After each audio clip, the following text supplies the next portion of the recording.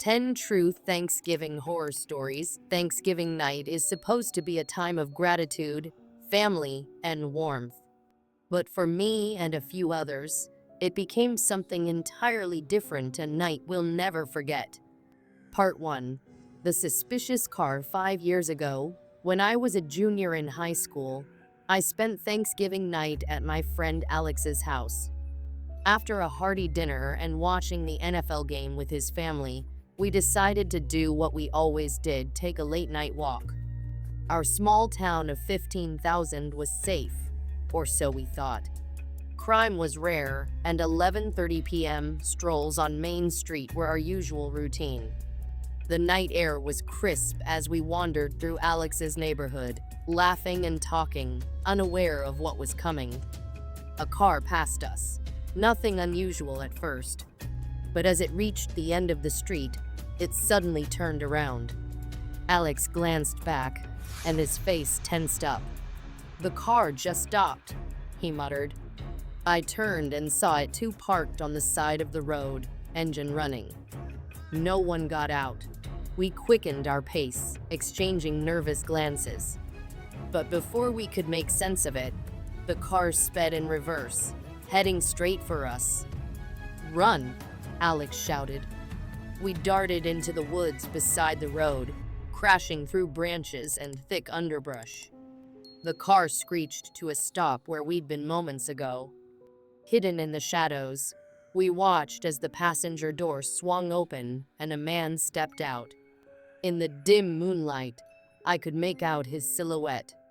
He scanned the woods, his head turning slowly. My heart pounded so hard I thought he might hear it.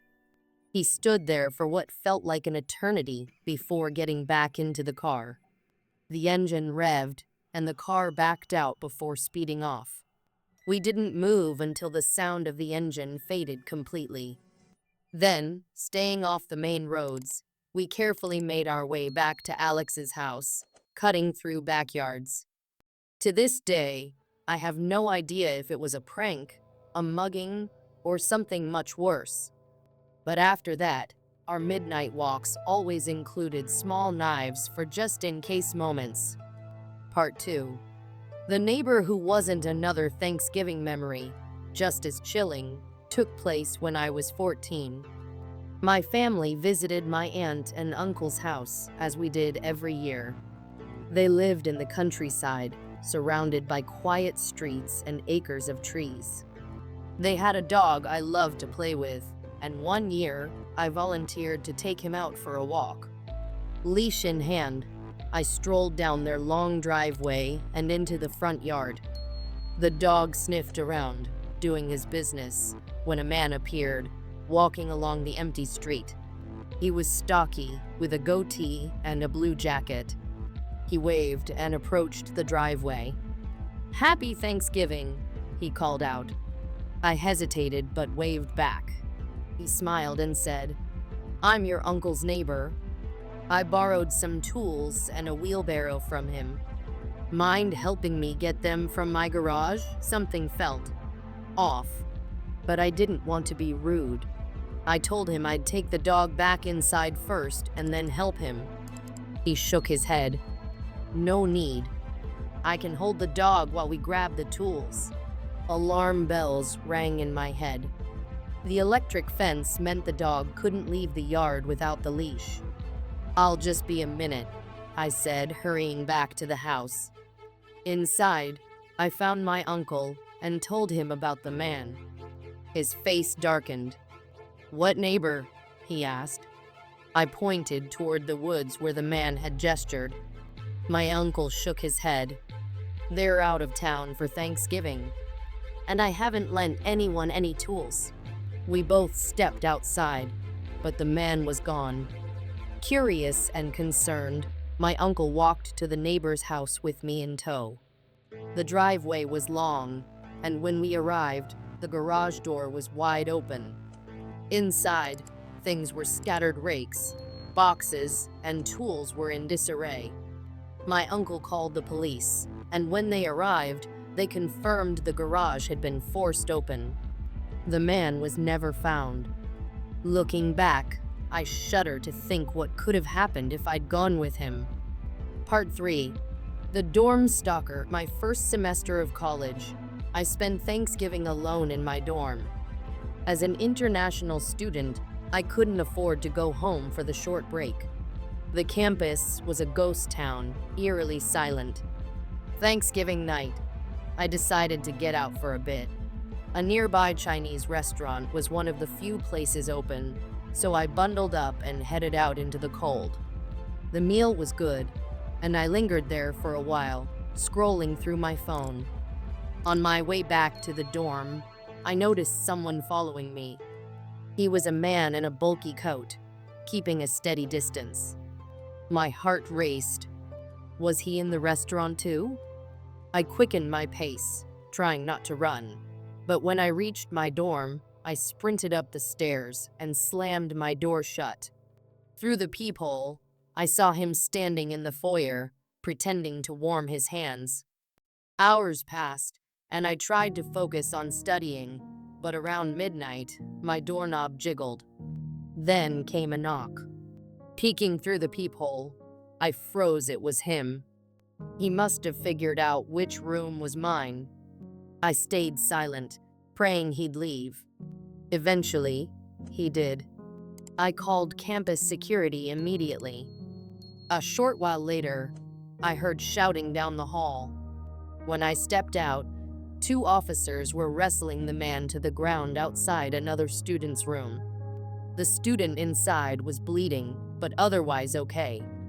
The officers later told me the man had been knocking on doors, trying to find an open one. When he did, he assaulted the student inside. That Thanksgiving night, I realized just how vulnerable we are when we let our guard down. Each of these stories reminds me how quickly a normal night can turn into something out of a nightmare. Stay cautious and never assume you're completely safe. Thanksgiving Encounters. A series of chilling moments.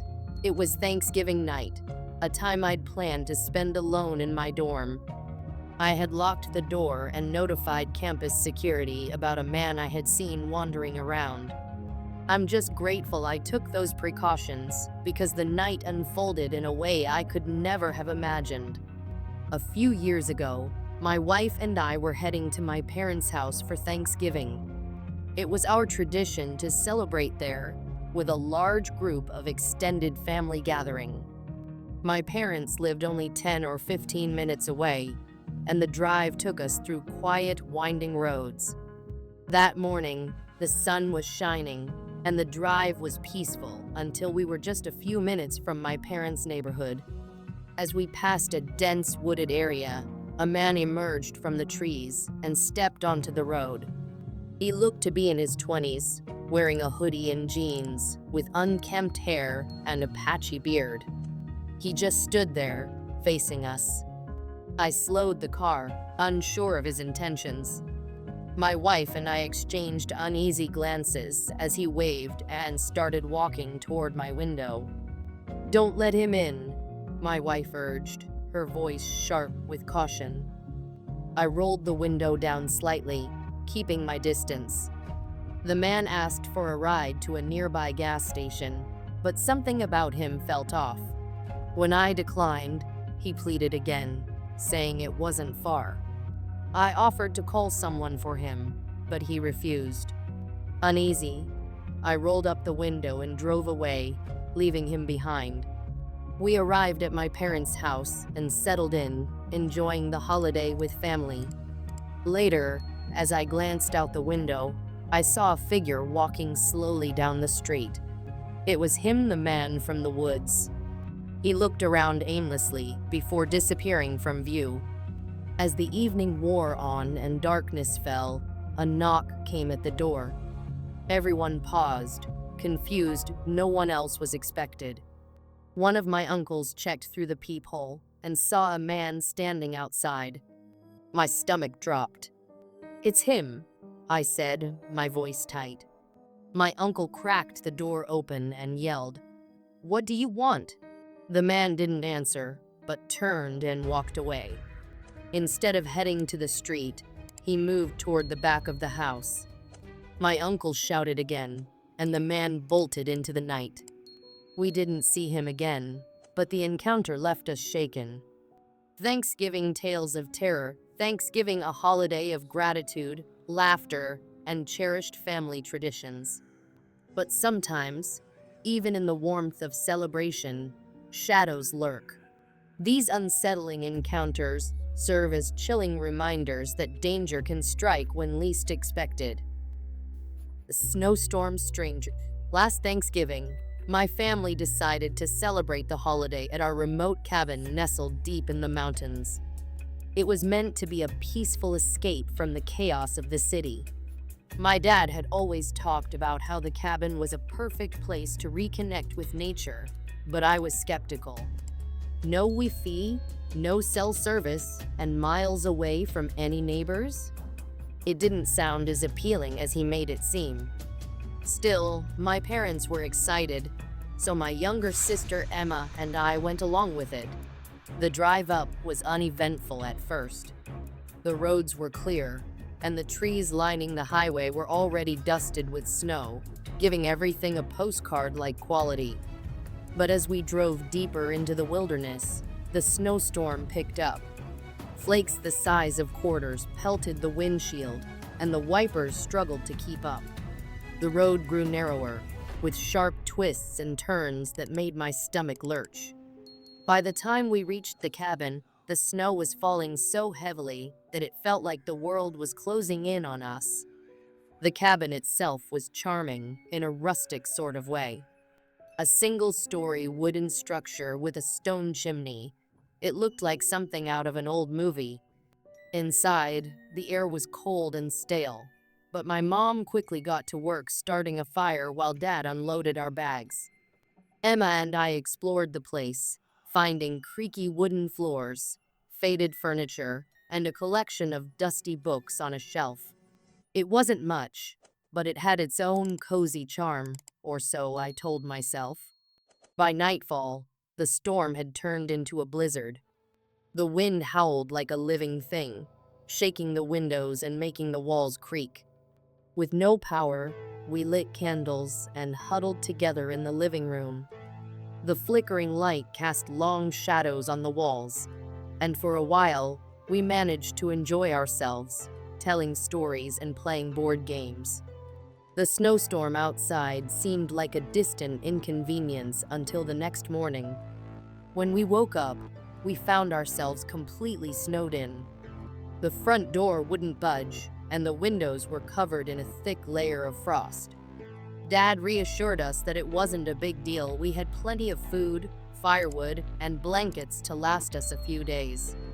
But as the hours dragged on, and the storm showed no signs of letting up, the cheerful atmosphere began to fade. The isolation felt heavier, and the silence outside was oppressive. That night, I couldn't sleep. The wind was relentless, and every creak of the cabin made my imagination run wild. Just as I was starting to drift off, I heard a faint bit. My heart skipped a beat as I strained to listen. Another thud, followed by a scraping sound, as if something heavy was being dragged across the porch. I sat up, my breath fogging in the cold air. The sound came again, louder this time. I crept to the frost-covered window, careful not to disturb the icy glass. Peering out into the swirling snow, I saw a shadow. It was a figure, hunched against the wind, moving slowly toward the cabin. They carried something large and bulky, but I couldn't make out what it was. Panic surged through me. I stumbled back from the window and ran to wake my parents. "Someone's outside," I whispered urgently. Dad grabbed a flashlight and a heavy wrench from his toolbox, while Mom dialed 911, only to find that the storm had knocked out all communication. We gathered in the living room, barely breathing as the noises grew louder. The figure was on the porch now, their footsteps crunching in the snow. Suddenly, a violent bang shattered the silence. It came from the back door. The pounding continued, each blow more relentless than the last. The doorframe creaked and splintered under the assault. Emma was crying softly, and Mom held her close, whispering reassurances that sounded hollow. Dad positioned himself near the door, flashlight in one hand and the wrench in the other, ready to defend his family. But just as the lock seemed ready to give way, the pounding stopped. The only sound was the wind howling outside. Minutes passed like hours. Then, as if by some miracle, a sudden burst of light flooded the cabin. Red and blue flashes illuminated the snowstorm outside.